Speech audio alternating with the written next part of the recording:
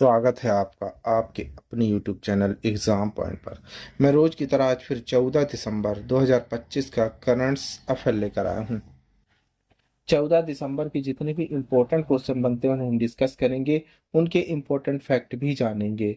दोस्तों, आप किसी भी एग्ज़ाम की तैयारी कर रहे हैं तो ये वीडियो आपके लिए मोस्टफुल रहने वाला है। इस वीडियो की PDF डाउनलोड करने के लिए आप हमारे टेलीग्राम चैनल एग्ज़ाम पॉइंट पर जाकर वहाँ से PDF डाउनलोड कर सकते हैं। आइए शुरू करते हैं। पहले नंबर का क्वेश्चन देखते हैं। पहला क्वेश्चन देख लेते हैं। महाराष्ट्र में साइबर अपराध जांच को तेजी से ट्रैक करने के लिए सत्य नडेला और देवेंद्र फडणवीस द्वारा कौन सा AI संचालित प्लेटफॉर्म लॉन्च किया गया था? सही आंसर है सी, महाक्राइम OS AI की प्रणीत महाक्राइम OS AI को माइक्रोसॉफ्ट और महाराष्ट्र सरकार के SPV मार्वल के सहयोग से SBI द्वारा विकसित किया गया है। साइबर आई द्वारा प्लेटफॉर्म AI संचालित जांच सहायता के लिए Microsoft azure open AI service और माइक्रोसॉफ्ट फाउंडी का उपयोग करता है। यह पहले से ही नागपुर के 23 पुलिस स्टेशनों में लाइव है और इसे महाराष्ट्र के सभी 1100 पुलिस स्टेशनों तक विस्तृत किया जाएगा। आइए नेक्स्ट क्वेश्चन देखते हैं दूसरे नंबर की। सोफी किंसेला जिनका 55 वर्ष की आयु में निधन हो गया, किस खेल का नाम था? सही आंसर है सी, MS विकहम की प्रणीत। उनका जन्म 1969 में लंदन में हुआ था। उन्होंने 24 साल की उम्र में अपना पहला उपन्यास द टेनिस पार्टी प्रकाशित किया था। उनके पद्म नाम सोफी कंसेला ने उन्होंने 2000 में the secret dream world of shop Hawkins के साथ अंतर्राष्ट्रीय ख्याति दिलाई। उन्होंने लोकप्रिय शॉप होलिंग श्रृंखला और कई बेस्ट सेलिंग स्टैंड अलोंग उपन्यास जैसे can you keep a secret on the modern guides दोनों लिखे हैं। आइए तीसरे नंबर का क्वेश्चन देखते हैं। कौन सा देश में पहले राष्ट्रमंडल खो खो चैंपियनशिप की मेजबानी करेगा? सही आंसर है ए, भारत की प्रणीत। चैंपियनशिप में 16 पुरुषों और 16 महिलाओं की टीमों एक साथ प्रतिस्पर्धा करेंगी। 5 महाद्वीपों यूरोप, अफ्रीका, एशिया, ओसानिया और अमेरिका के 24 से अलग अधिक राष्ट्रमंडल देश भाग लेंगे। यह भारत में पहला राष्ट्रमंडल खो खो कार्यक्रम है। इससे पहले 2025 में नई दिल्ली में पहला खो खो विश्व कप हुआ था। आइए चौथे नंबर का क्वेश्चन देखते हैं।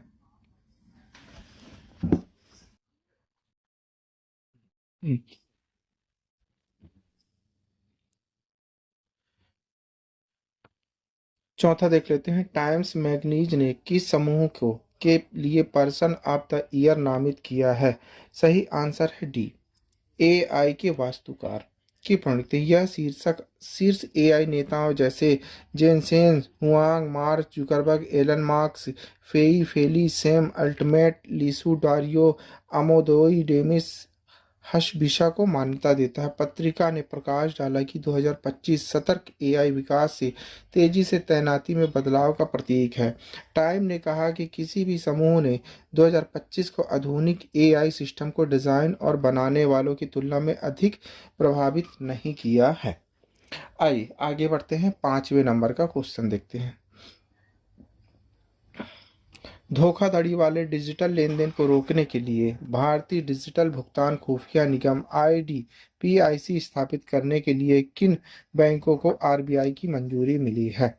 सही आंसर है बी, भारतीय स्टेट बैंक और बैंक ऑफ बड़ौदा की पढ़ते हैं। IDPIC को कंपनी अधिनियम 2013 के तहत धारा 8 कंपनी के रूप में स्थापित किया जाएगा, जो इसे एक गैर लाभकारी संगठन बना देता है।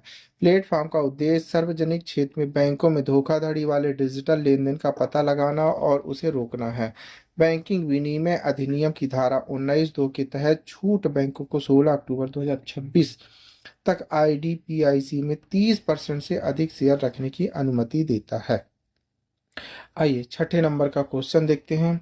किस संगठन ने भारत अंतर्राष्ट्रीय विज्ञान महोत्सव IISF के भाग के रूप में विज्ञान साहित्य महोत्सव का सफलतापूर्वक आयोजन किया है? सही आंसर है डी, CSIR राष्ट्रीय विज्ञान संचार और नीति अनुसंधान संस्थान की पढ़ते हैं। 2 दिवसीय महोत्सव ने विज्ञान, साहित्य, भाषा और रचनात्मक संचार के संगम का जश्न मनाया। इसमें विज्ञान, संचार, साहित्य, पारंपरिक ज्ञान, समावेशी पहुंच के लिए भारतीय भाषाओं पर सत्र शामिल हैं। प्रमुख वक्ताओं में पूरे भारत के वैज्ञानिक, संपादक, विद्वान विज्ञान भी शामिल किए गए हैं। आइए 7वें नंबर को द बैंकर द्वारा वर्ष एशिया पैसिफिक के bank of the year awards में किस बैंक को भारत के सर्वश्रेष्ठ बैंक के रूप में मान्यता दी गई है? सही आंसर है ए, बैंक ऑफ बड़ौदा को। की पढ़ते हैं। BOB ने भौतिक और डिजिटल सेवाओं में संयोजन वाली फिजिकल शाखाओं का विस्तार करके ग्राहक अनुभव को बढ़ाया है। बैंक ने जमीनी स्तर पर विस्तारित सहायता प्रदान करने के लिए पूरे भारत में 184 नई शाखाएं खोली हैं। SME के लिए स्मार्ट OD और खुदरा ग्राहकों के लिए लिक्विड फिक्स्ड डिपॉजिट जैसे नवीन उत्पाद पेश किए हैं। आइए आगे बढ़ते हैं। 8वें नंबर का क्वेश्चन देखते हैं। किस राज्य सरकार ने पगड़ी इमारतों के पुनर्विकास और अत्यंत ऐसी संपत्तियों को खत्म करने के लिए एक नया नियामक ढांचा घोषित किया है? महाराष्ट्र। सही की पॉइंट देख लेते हैं। यह ढांचा पगड़ी इमारतों के निष्पक्ष, पारदर्शी और व्यवस्थित पुनर्विकास को सुनिश्चित करता है। इसका उद्देश्य किराएदारों के अधिकारों की रक्षा करना है, साथ ही मकान मालिकों को उचित मुआवजा प्राप्त करने की अनुमति देता है। इस कदम का उद्देश्य संरचनात्मक ढहने से रोकना है, जिससे जीवन और संपत्ति का नुकसान कम हो सके।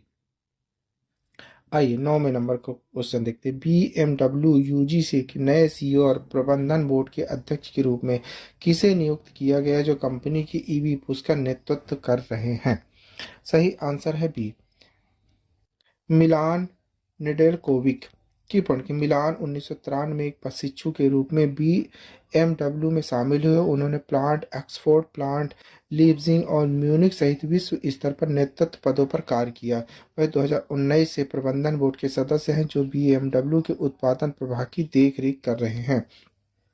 उनकी नियुक्ति BMW के रणनीतिक दूरदर्शिता, कार्यान्वयन कौशल और EV परिवर्तन पर ध्यान केंद्रित करने पर प्रकाश डालती है। आइए आगे बढ़ते हैं। 10वें नंबर का क्वेश्चन देखते हैं।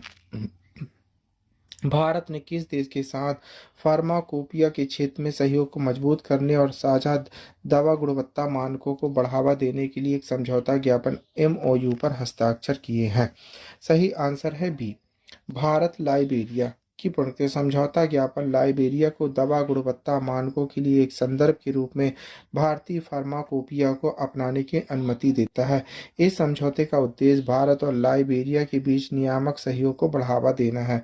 यह साझेदारी लाइबेरिया में सुरक्षित, प्रभावी और सस्ती दवाओं तक बेहतर पहुंच का समर्थन करती है। आइए 11वें नंबर का क्वेश्चन देखते हैं। हाल ही में किस भारतीय शहर में लियोनेसी मैसी की 70 फुट ऊंची प्रतिमा स्थापित की गई है?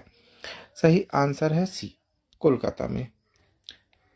की पॉइंट देखते हैं। भारत की फुटबॉल राजधानी कहे जाने वाले कोलकाता ने खेल इतिहास में एक गौरवपूर्ण अध्याय जोड़ते हुए फुटबॉल महानायक लियोनेल मेसी को 70 फुट ऊंची लोहे की प्रतिमा स्थापित की है।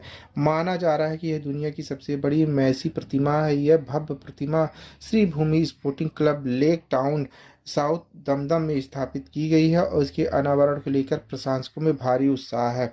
यह विशाल प्रतिमा लियोनेल मेसी को फीफा विश्व कप ट्रॉफी उठाते हुए दर्शाती है, जो अर्जेंटीना के साथ उनके ऐतिहासिक 2022 फीफा विश्व कप विजय का प्रतीक माना जा रहा है।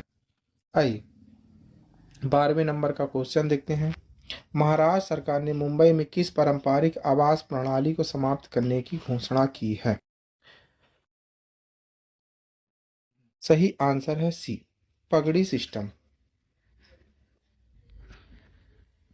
महाराष्ट्र सरकार ने एक बड़ा नीति बदलाव करते हुए मुंबई की आवास व्यवस्था में दशकों से चल रहे पगड़ी सिस्टम को समाप्त करने के लिए नियामक ढांचा लागू करने की घोषणा की। उप मुख्यमंत्री एकनाथ शिंदे ने बताया कि इस कदम का उद्देश्य लंबे समय से चल रहे विवादों को सुलझाना, किराएदारों और मकान मालिकों को कानूनी स्पष्टता देना है और शहर में पुरानी एवं जर्जर इमारतों के पुनर्विकास को तेजी से गति देना है। यह मुंबई के शहरी आवास क्षेत्र में कई दशकों के बाद सबसे महत्वपूर्ण सुधारों में से एक है। आइए 13 नंबर का क्वेश्चन देखते हैं।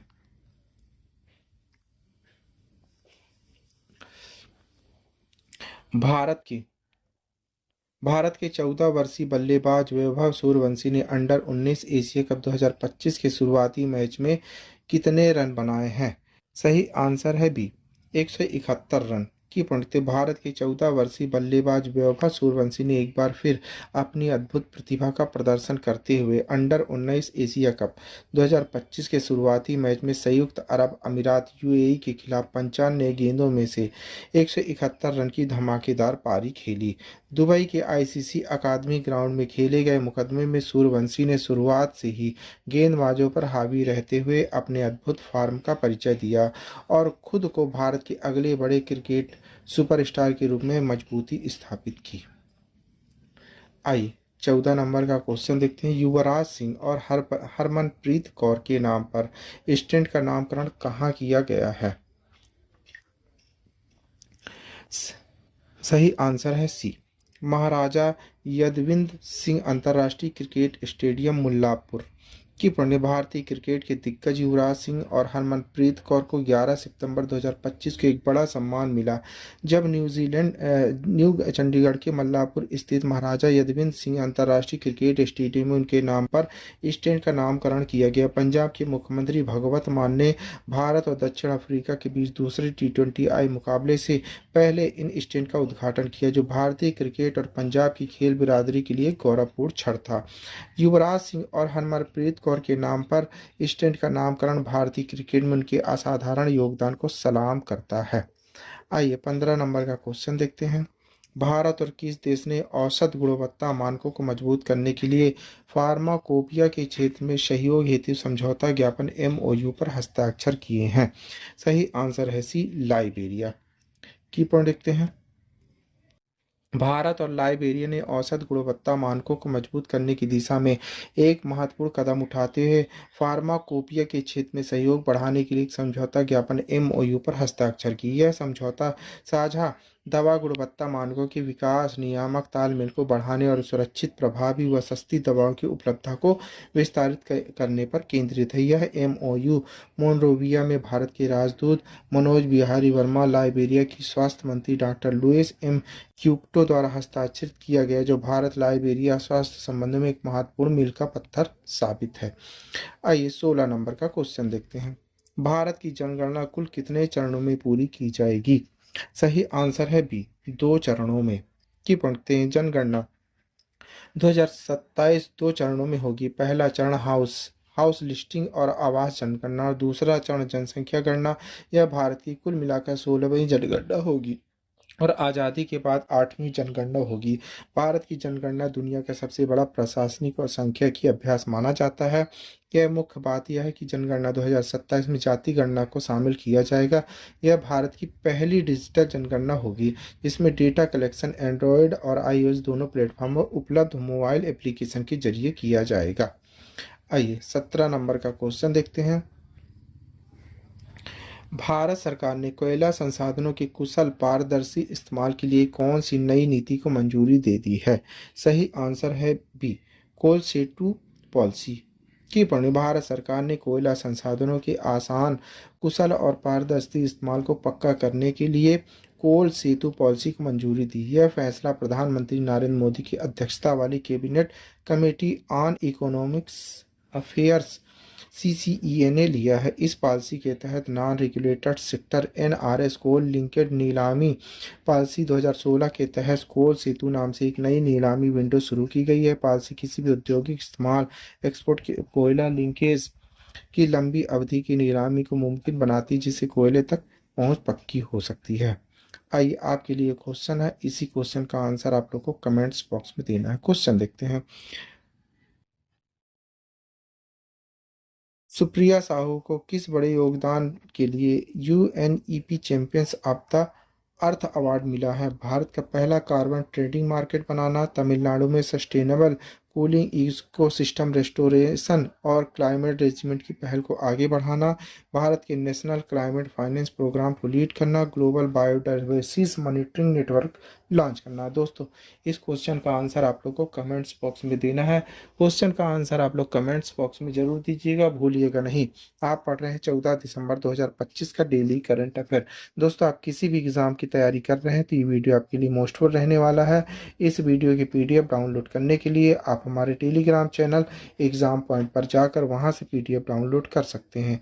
Thank you for watching my video. इस वीडियो को ज़्यादा से ज़्यादा शेयर करें, लाइक करें, कमेंट करें। Thank you.